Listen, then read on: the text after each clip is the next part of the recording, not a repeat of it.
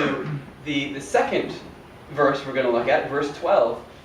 And it says that by this time you ought to be teachers. Sorry. For though by this time you ought to be teachers, you need someone to teach you again the basic principles of the oracles of God. You need milk, not solid food. Now, Christianity, it is about growth. It really is something that we grow in.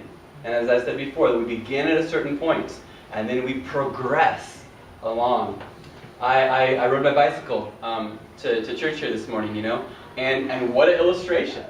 As much as in a bike, you pedal and pedal and pedal, and as you pedal, you're going forward. You can stop pedaling, and you can coast for a while. But eventually, you're going to stop, and you're going to fall over. We progress, and progressing is that means we're continuing on. So by this time, he says, you ought to be teachers, but you need someone to teach you again the basic principles of the oracles of God. You need milk, not solid food. In essence, he's saying that there are certain milestones that a Christian should reach as they progress. Now, for those of us that are parents, we've gone through, I could say probably at least 2 books. There's the prenatal book that you get.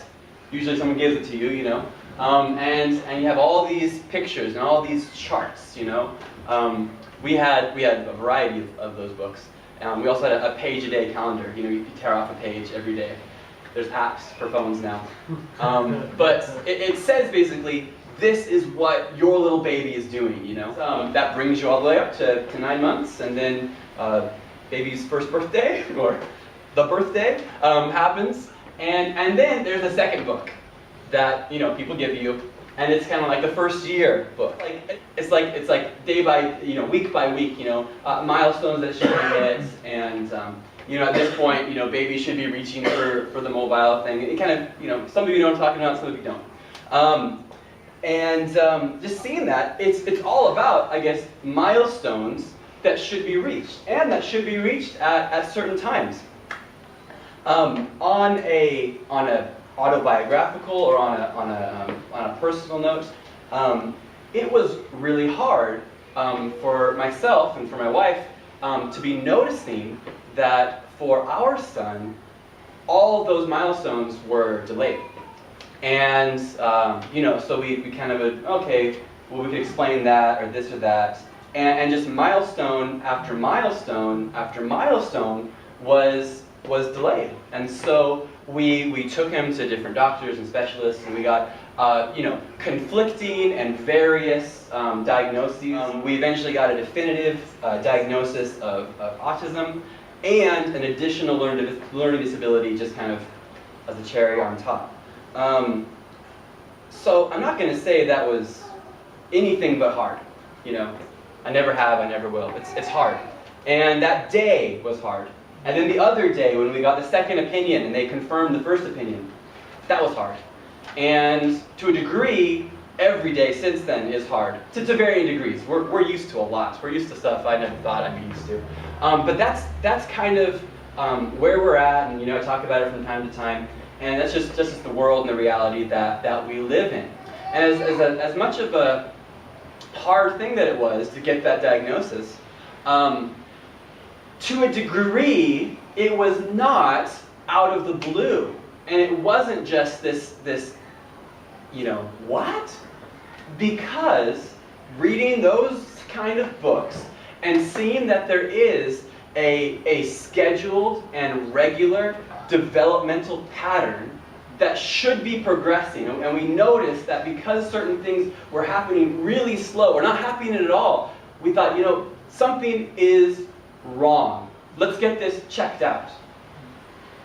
We saw the indicators of a lack of growth, physical growth, intellectual capacity, and that kind of thing. So we saw those indicators, and that made us think something could be wrong. And here in this, the author of this book caringly addresses his, congregation or just the people that he cares for, these Hebrew Christians, and he says to them, there are some milestones in your Christian life that you aren't approaching, that you have not reached yet. And that should be a cause for concern. That's not okay. You should get that checked out. You should wonder, why haven't I been at this level yet? Because Christian life, it's about growth. Starting in one direction, continuing on in that direction. What is the indicator given in verse 12 about a sign of maturity? Yeah. By this time, you ought to be teachers. Allow me to say that is not the only indicator of maturity, okay? But no, we have the whole book of Hebrews, and there's other signs of progression, other signs of growth in the book of Hebrews, and the whole Bible that give us, other signs of growth and health, other milestones. Here's two, sort of at random, kind of just came to me off the top of my head as I was thinking about this. I quoted this verse last Sunday, actually, on a different context, but it says, brothers, if anyone's caught in any transgression, you who are spiritual should restore him in a spirit of gentleness. Keep watch on yourself, lest you too be tempted. Bear one another's burdens, and so fulfill the law of Christ. He says that a sign of spirituality, a sign of progress, is bearing other people's burdens, helping in restoration. He says that's a sign of growth and maturity. Elsewhere, Paul writes, we who are strong have an obligation to bear with the failings of the weak, not to please ourselves. And so those are just two out of dozens of times. There's lots of kind of other milestones that are used as signs of maturity. So it's not just teaching. But I do want to say, that's the one he gives there. I don't want to just say, oh, never mind, pass on that. Teaching is a sign of progression and maturity in the Christian walk. What's teaching? I believe what teaching is, in this sense, is articulating what God has done and what God is doing and what our response should be. As I teach on a Sunday or on a Wednesday, those are the two ingredients. Well, talk about what God's done and talk about what our response should be. And my friends, that can take place in, driving in the car, sitting at the dinner table, having a coffee. Just say, well, God's done this. We can read about it in Luke chapter 6. Or Exodus chapter 14. Or I could talk about what's happened in my own life. God has done this. And our response should be something like this. I believe that's the broadest understanding of what a teacher is. Sure, I'm acting as a teacher right now. All of us should view teaching in some capacity as a milestone that should be hit. The ability to say, God has done this.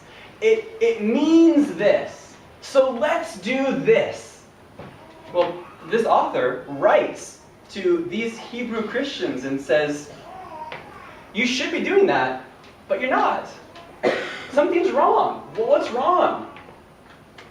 He says you should be teaching, but it says basically you've got to go back to junior infants, really. You have to learn these things all over again. You should be in a position to explain them to other people, but you need them broken down to the most basic level just for you to grasp them in the first place.